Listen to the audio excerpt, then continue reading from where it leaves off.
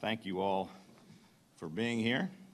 I want to thank Comptroller Francho for joining me, as well as our Budget Secretary, David Brinkley. We're here today to propose the creation of a lockbox for education funding to ensure that casino revenues go directly to K through 12 education and directly to improving Maryland schools. This legislation will fix a flawed bill that was enacted in 2007. Our legislation will provide an increase in education spending of $4.4 billion over the next 10 years. It will also provide a 30% increase in school construction funding by dedicating $1 billion of that directly to school construction over and above the current budgets. I believe that every child in Maryland deserves access to a world-class education regardless of what neighborhood they happen to grow up in. And education has always been our administration's top priority. Our most recent budget again provides historically high record funding for K through 12 education for the fourth year in a row. This budget includes a record $6.5 billion for K through 12 education, which is above and beyond the legislative funding formulas. Every single school system in Maryland will see increased investment by the state.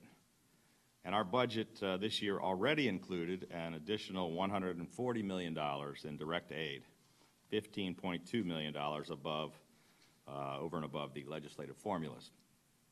This is the largest investment in public education in Maryland history. Through the Board of Public Works, which the Comptroller and I serve together on, this year we're providing an additional $365 million in new school construction funding, which is the largest investment in school construction in a decade. Back in 2008, the Maryland voters approved slot machine gambling in Maryland. And during the political campaign, in order to get this legislation or this referendum passed, members of the legislature and the previous governor were pushing a slots for tots message. It was catchy, had a nice ring to it. They promised voters that these new revenues would go directly to K through 12 education and that they would supplement the existing education funding. However, the law they enacted did not actually follow through on that. Instead, it allowed for these revenues to simply supplant existing education funds, sort of a bait and switch. For 8 years, it was common practice to siphon money from dedicated funds and to instead spend it on something completely different and unrelated. From education funding to the Transportation Trust Fund, the Bay Restoration Fund, program Open Space, these shell games and fiscal sleights of hand became the norm in state government. We've been working for 3 years to correct all of these mistakes, and today we were here to fix this one. Comptroller Francho has been warning Marylanders from the very beginning that this legislation would be a problem, and he was criticized at the time for his efforts to alert the public. However, his wisdom is finally being recognized, even by some of the same people who criticized him years ago. Senate President Mike Miller recently said when speaking on this issue, quote, "It's time to keep faith with the people." And we could not agree more. Ensuring that this money is required to be used the way voters were promised it would be is long overdue. The Comptroller warned 11 years ago that the previous governor and the legislature should have fixed this back when they passed and signed this bill into law in 2007.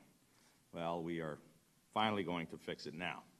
This is a bipartisan issue that a majority of Marylanders agree with. The additional revenue that was promised for the classrooms should be required to go into the classrooms.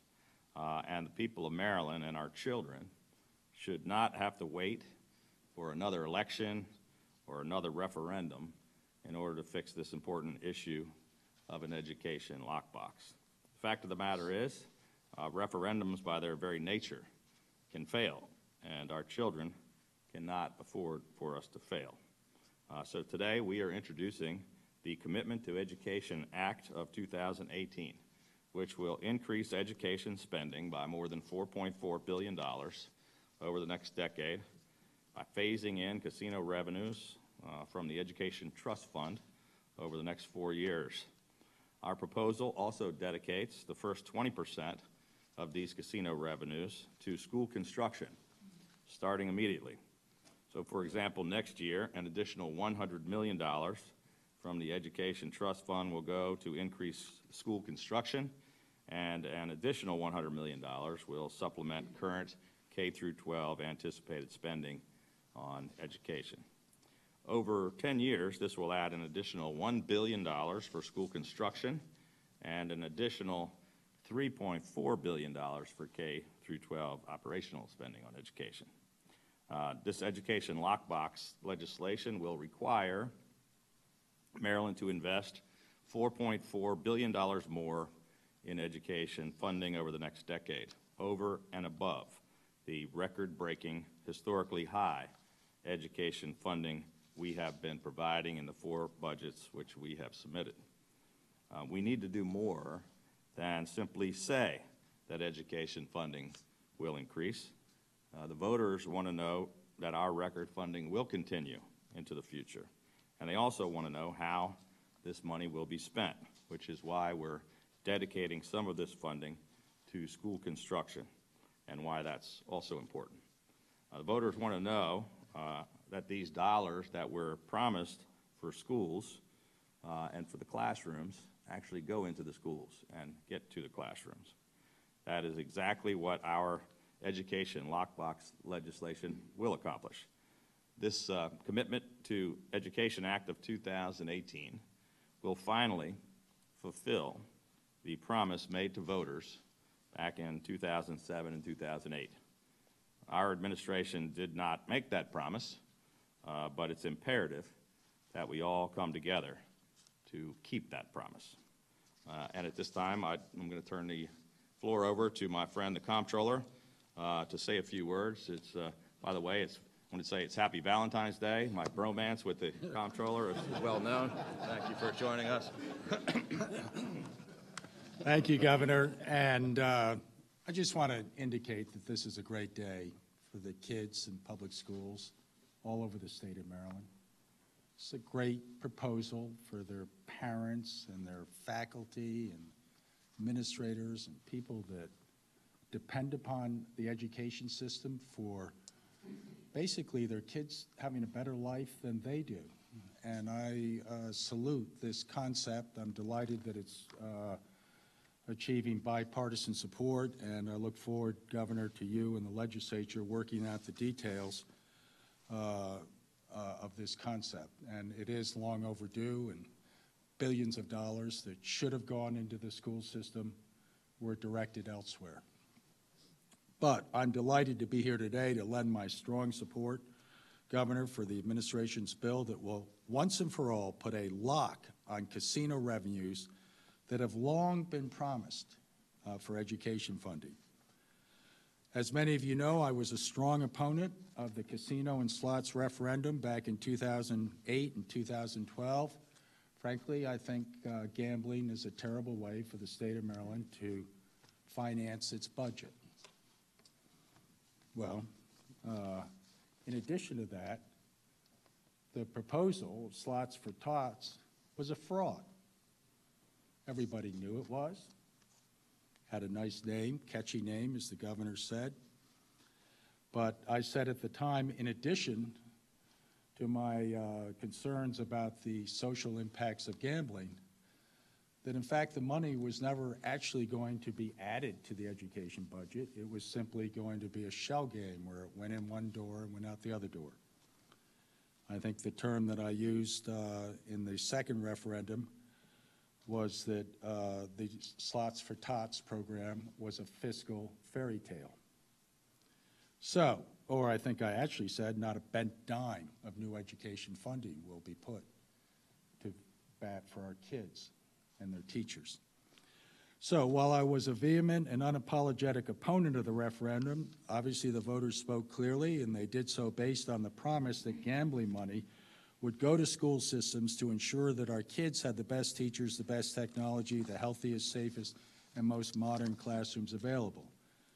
It comes as no surprise to me personally that this promise that was made to education advocates to lure in support for the referendum never came to fruition. But this session, I hope that we can finally deliver on that promise. It's my hope that both sides of the aisle can put down their partisan swords, come together to do the right thing. Because the fact that thousands of kids sit in freezing classrooms in the winter, sweltering classrooms in the summer, or in schools that have mold and unsafe drinking water, or in buildings that are structurally unsound, that is simply unacceptable. And this legislation will provide the much-needed and long overdue funds to support these critical capital improvement programs, as well as putting a significant amount of money into the school educational operating budget. It's inexcusable that we're living in one of the wealthiest states in the nation, and kids in Baltimore City or in places like Lansdowne High School in Baltimore County are learning in school facilities that are unsafe and unhealthy. I've visited hundreds of schools, met with countless teachers and students across the state, and witnessed their distress firsthand. That's why I completely support Governor Hogan's proposed legislation, which will dedicate 20% of the annual gambling proceeds to pay-go capital funding for public school construction. I know legislators from both parties have called for an increase in state support for facility upgrades and replacements to their jurisdictions. It's not just Baltimore City and Baltimore County, it's all across the state of Maryland.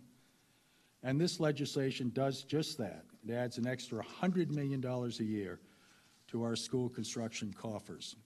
It's a longtime advocate for learning environments that are safe and healthy for all students. Grateful to Governor Hogan for stepping up to honor the promise of slots for tots that was made in 2008 and 2012. Students, teachers, and families have waited long enough for state government to finally deliver on its promise. It's my sincere hope that the legislature can pass this bill this year and send it to the governor's desk. Governor, thank you very much. Thank you, sir. Happy to have you take all the questions. Thank you. Thank you. If there's any really hard questions, I'll pass them on to the comptroller, but I'll take a shot.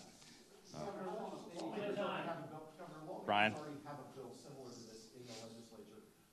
Why your bill, and what are the key differences that you see between them, having, since we haven't had a chance to look at your legislation? Sure. The key differences are they want to put it back onto the ballot again, or a referendum, and the voters have already voted. They were already promised what would happen with this money. That, in my mind, that you don't have to go back and ask them again what they want to do with the money. This could be done simply by statute, without waiting for another election and another campaign and another referendum that would have people supporting and opposing.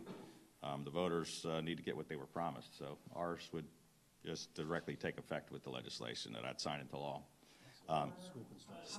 Secondly, our bill commits $1 billion to school construction, which theirs would not.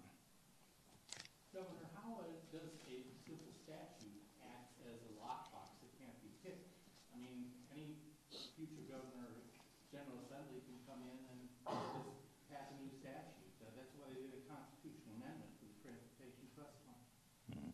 Well, as I said, the previous administration drained all of the trust funds. The Transportation Trust Fund was drained by $1 billion spent on things not related to transportation.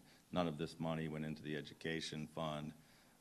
All of the money, or several $1 billion, was drained from the Chesapeake Bay Trust and the Chesapeake Bay Coastal Areas Restoration Funds, from program Open Space. We've restored all of those funds and all of those billions of dollars. This is the last one that we have to fix. Yes, some future legislature and future governor could pass a new law to say we're not going to spend money on education, but I think that's an unlikely occurrence once we get this legislation done. Obviously, you're being very optimistic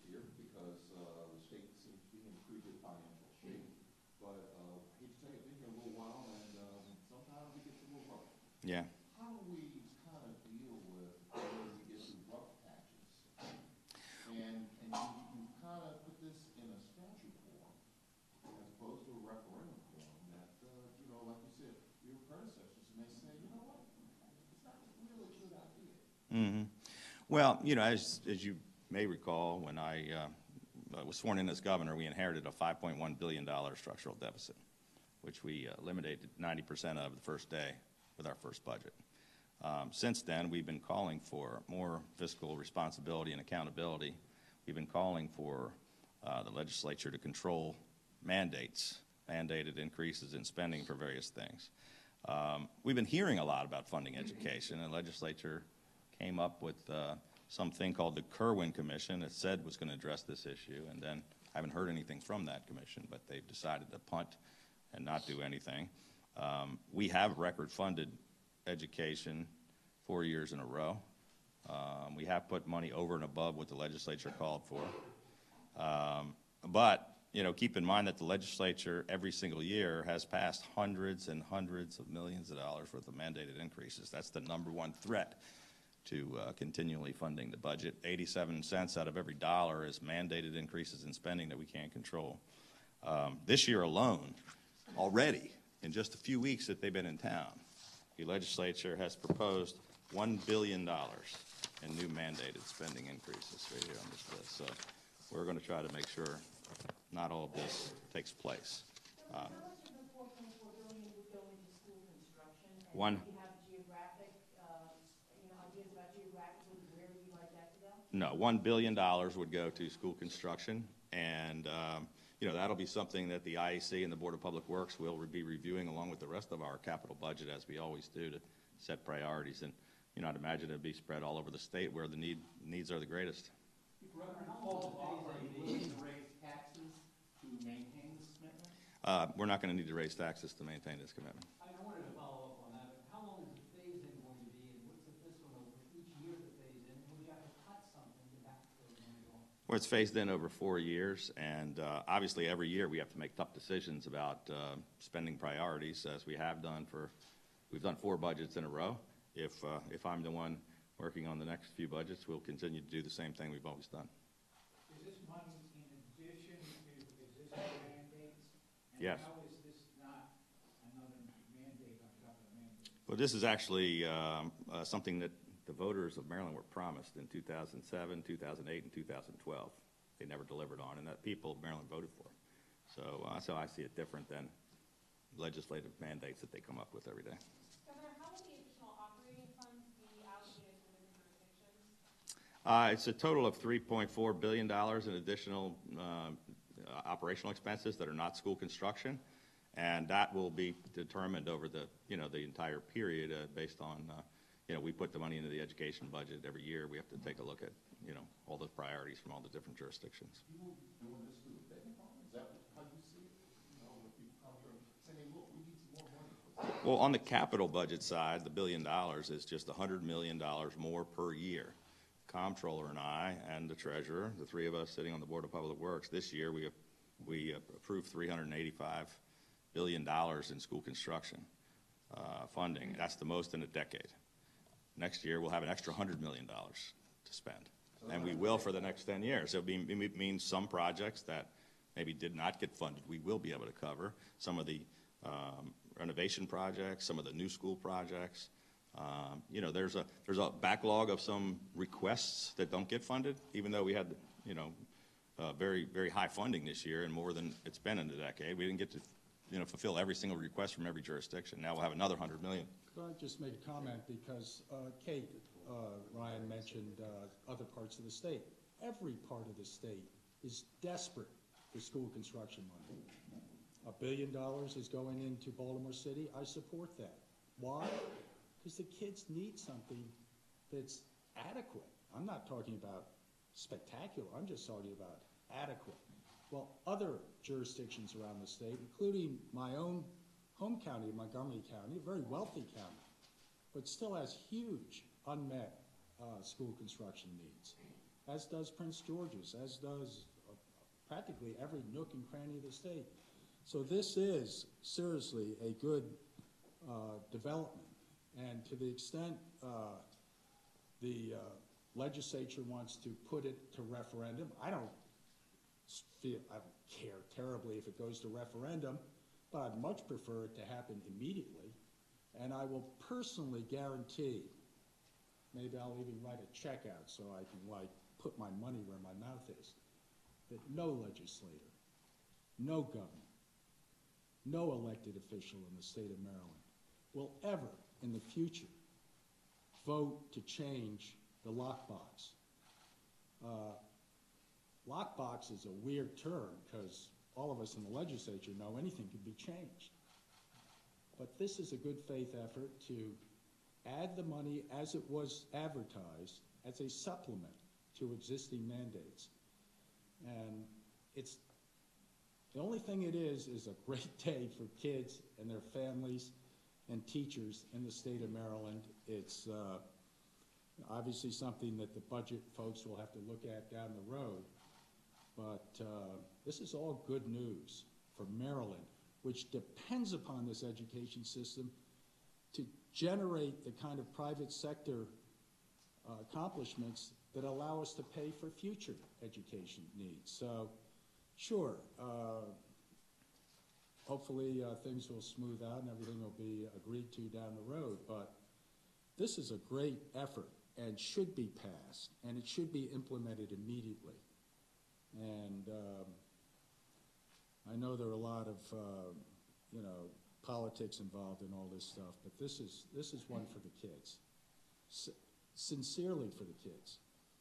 Governor, how about them among Republicans in the General Assembly? I think when the announcement about the lockbox was introduced by the lawmakers 2 weeks ago, I guess it was, I think it was Senator Jennings who said we already are funding schools at record levels. Why do we need the additional? I don't see the necessity. Yeah. What are you hearing from? Well, I mean, we are, as I mentioned, we have funded schools at record levels every single year, every single budget that I've put together. No governor in the history of the state has ever spent more on education than I have. However, this is money that was promised to the schools that they have not been receiving. And in spite of the record funding, we still have some needs that are unmet. And on the school construction side that the comptroller was just talking about, in spite of this year we put in more than anybody's put in for a decade or more. But there's still a backlog of about $700 million worth of requests that we could not meet all across the state. And with this $1 billion of extra money, we should be able to chip away at that, decades-long backlog of, projects that people would like to see built. Governor, is there a provision in your bill that would allow for a future governor and legislature to access these funds in times of fiscal emergency, as the legislature did a number of years ago with the Transportation Trust Fund? That's a really good question. I don't believe it is in there, and the lockbox is a lockbox, so they're going to have to find some other place to cut money if they have an emergency. It's been a couple of days since the gun trace task force word came down on a couple of buildings. Do you have any reaction to that? Well, my reaction is simply that I'm outraged and disgusted by this behavior. Whenever you find corruption anywhere, we need to rout it out, and particularly when it's in our law enforcement agencies. The vast majority of police officers in Baltimore City and across the state and across the country are good, hardworking folks that do their job. But you got bad apples, and as bad as it is to see this, I'm glad that the process worked, and that the U.S. Attorney and the court system was able to root out a couple of bad apples that were doing really bad things there. We've been going after this in state government. We've had 100 indictments involving our public safety and corrections department. In the previous administration, the jails were being run by gangs, and we've now finished 100 indictments of correctional officers and people that work for the Department of Corrections and gang members and people on the inside and the outside. So, we encourage the rooting out of corruption anywhere in our law enforcement agencies and anywhere else in state or city or county government. Governor, since you have the comptroller and your budget secretary right there, in terms of whether or not Maryland is protected from things like the infrastructure announcement by the federal government and the tax changes at the federal level, do you see where you could run into some rough sledding? Because it sounds like the feds are going to say increasingly, hey, states, you fund these things. Do you have concerns about that? Are we on a collision course? Well, the good news is that the legislature and I came to an agreement on much of that already. The federal tax law changes, as the comptroller laid out for us, reduced taxes, federal taxes for most Marylanders, but the unintended consequence was state taxes potentially could go up, and we've already passed a bill in the Senate, I believe, that stops $1.2 billion of those taxes. We're working on the rest of it. We are going to try to make sure Marylanders are protected, that they get the benefit of the federal tax cut and not get hit with higher state taxes. On the infrastructure, investing in infrastructure is good. It's something that we've been doing.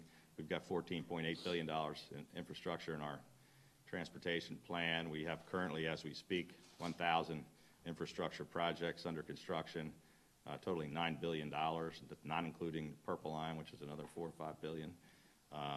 The proposals by the federal government, I've been very strongly opposed to the cuts to the Chesapeake Bay, which were in yesterday's proposal. I chair the 6-state commission on the Bay, and we've all unanimously been opposed to that. I've talked to the cabinet secretaries about it. Just keep in mind that the proposals made by the administration yesterday are not going to happen. Everybody's in a panic, but this is going to go through the House and the Senate, and we're going to continue to fight for some of the funding. Could I just add to that, because I served for 20 years in the legislature, and I heard iterations of what all of you have asked, which is, gee, if you're going to do something new that people really benefit from and it's going to improve the quality of life, you've got to pay for it with cuts to other programs, or you have to raise taxes. I heard it so often on the Appropriations Committee, I used it myself, fending off things that, were a bother. It's nonsense. Nonsense. We have an enormously wealthy state. It has resources on top of resources. Money is not the issue here. It's the kids that will benefit from it. And with proper fiscal management, all of this is affordable, particularly if it's phased in.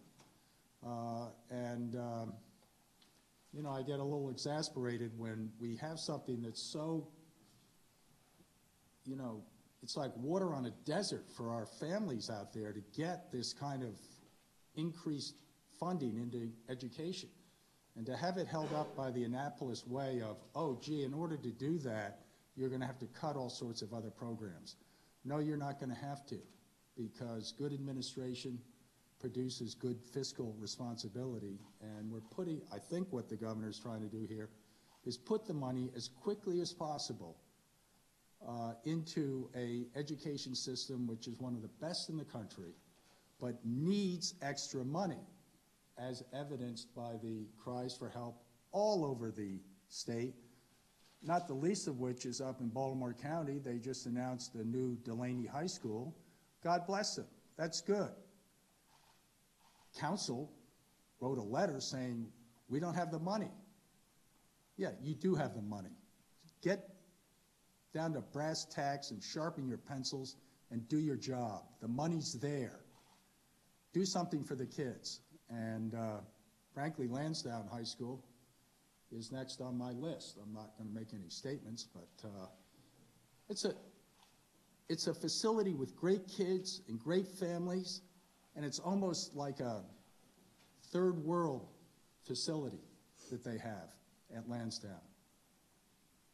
So, defer some of the skepticism here, because this is all good for the state, and it needs to move forward, and I guess a constitutional amendment would do something, but constitutional amendments can be amended too, right? So let's do the right thing here and move this forward as quickly as possible. And Governor, thank you for putting it forward. I didn't know it was going to be so combative here, but I'm delighted to stand with you on this. I didn't know it was combative, yeah. You should see some of our other press conferences.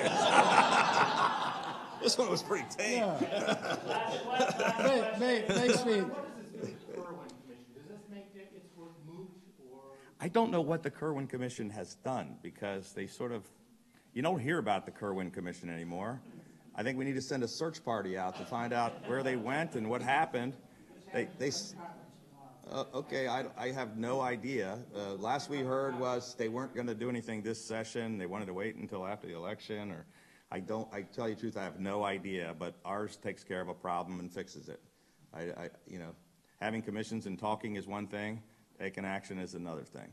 I don't know what got the comptroller so fired up, but I hope that Annie takes him out to dinner for Valentine's Day. Thank you all very much for coming. Thanks, guys.